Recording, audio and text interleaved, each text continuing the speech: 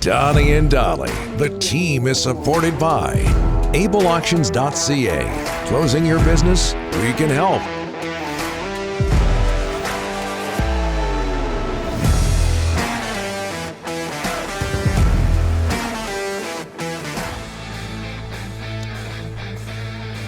It is Thursday, and a reminder, our title sponsor, the fine folks at Able Auctions. More on them later. Meanwhile, we bring in from TSN our Thursday regular, Farhan Lalji. How are you, sir? Whoa. Good. I even put on a tie for you. Whoa. Oh, my goodness. Very impressive. Wow. Look at you. Well, I've got to go cover the soccer announcement today of Vancouver getting a World Cup city bid here, so I figured, I might as well just get dressed early and give you guys the benefit of me looking shaved and made up and all that stuff. Black and silver. Now you've set the bar high. Because I had the ball cap. That's right. Time, yeah. So, you've set the bar high. We expect a tie every single week. So what are you hearing, Farhan? 6 games, World Cup 2026 for our city? Yeah, I've heard the same thing, that it's going to be more than half the games. It's going to be 6 games, and certainly we're going to get announced as a city. So that'll be a lot of fun. I remember being in the CTV offices the day that Vancouver was announced as a 2010 Olympic city. So it would have been about 2003, 2004 when that announcement was made. And just the euphoria in the control room, everybody got just so excited. And I was like emotional. I wasn't crying, but I was feeling like that because, you know me, I'm so proudful when it comes to being a Vancouverite, and as all three of us are really. And when you get a chance to put a big signature event on in your city, it's a great thing. I mean, I don't cover a lot of soccer. I don't know that I'll cover those games, but it'll make me feel even that much better about being a BC guy and a Vancouver guy that the games are on here. I'm glad you said BC guy, keeping in mind that Czech is based in Victoria. Yes. So it's just not all about Vancouver. The people of Victoria and the Vancouver Island will be able to take part. We love Vancouver. We love Victoria. Mount Douglas High School, great football program. My good friends at Belmont. We love Victoria.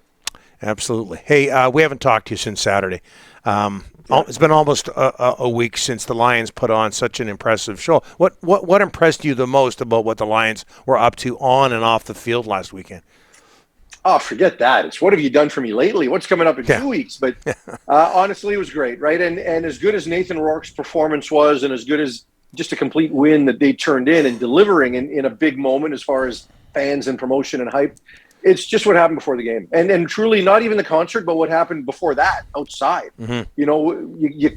If you were there 2 hours before the game, you had to fight through shoulder to shoulder, bumping and moving to get into the building, right? That was what impressed me. It wasn't One Republic. It was just the vibe and the buzz and the energy surrounding, a season opener, a new beginning under a new owner, a new quarterback, all of those things. It wasn't necessarily a concert-going crowd, because if you sat in there for the first part of the concert, you might have had 28,000 people or 26,000 people. There were a lot of people that were still coming in. It wasn't just because there were lineups. It was because they were enjoying what was happening outside, and the amount of young people that were at the game. So just all of that really was, chicken soup for the CFL soul, as it were. And they can't have a One Republic concert every game, but I would love to see a scenario where for every home game on a Friday or Saturday, they at least had a large outdoor party type activation, because I think that's something that's doable and clearly something the fans want.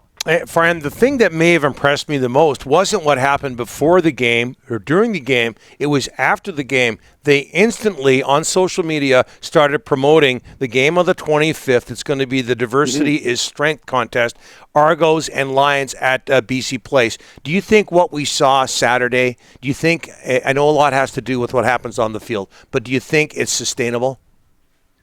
I'm not sure that 34,000 is sustainable for a full season, right? No. I don't think that's realistic, but I do think that it shows you there's a mark there to get back up to.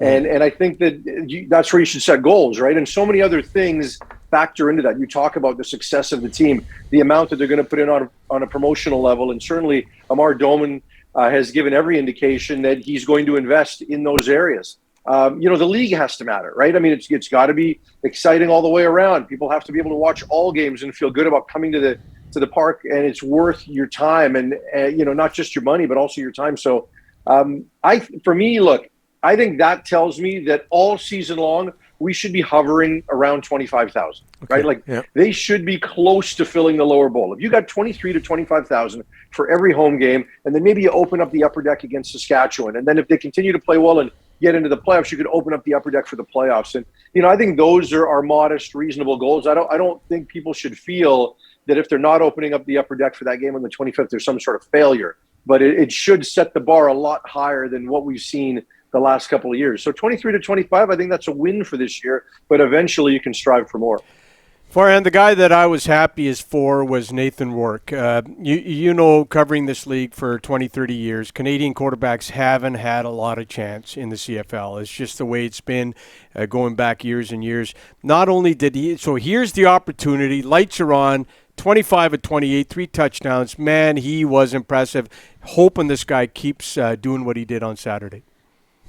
Yeah, I've said before that when Nathan Rourke, if he can continue to play like that and can have a lot of success, the entire league is going to cheer for Nathan Rourke, right? It's going to be a thing. I've talked to him about it. You're going to be everybody's second favorite quarterback, and in BC, you'll be everybody's first favorite quarterback. And that's a good thing for the league because you can debate the ratio, and the value of it and how much it means to people. And sure, it's a really polarizing topic. But when you are a star in the league and you happen to be Canadian, whether it's an Andrew Harris or a John Cornish before him, and you're doing things not at the top of the Canadian bracket, but at the top of the league, everybody gets excited. And there's no more important position in all of sport than quarterback. So if Nathan can do this, it's great. And I think the one thing that changes with Nathan, and I think you're going to see this a lot different going forward, is he's American trained, right? And people are going to get offended if I say that, but that's the bottom line, right? Yep. He did his last couple of years of high school in the United States, played NCAA Division I football at a mid-major level. And when you do that, the optics around your resume changes, right? Because now you've done what every other American quarterback has done that's being given an opportunity in this league, right? Like you've got these big sky quarterbacks that have had tons of success. Well, Nathan played at a slightly higher level than the big sky, right? So you can't knock him because he's had success at that level. Whereas quite often when Canadian quarterbacks don't get the chance, it's because people knock the level they were playing at collegiately. And you're seeing more and more quarterbacks make those moves, spend a couple of their prep years in the United States, then go play collegiately down there. There's more and more in Division I. And when those guys, if they don't make the NFL and come back, everybody in the CFL will look at those particular quarterbacks, Canadian quarterbacks, differently.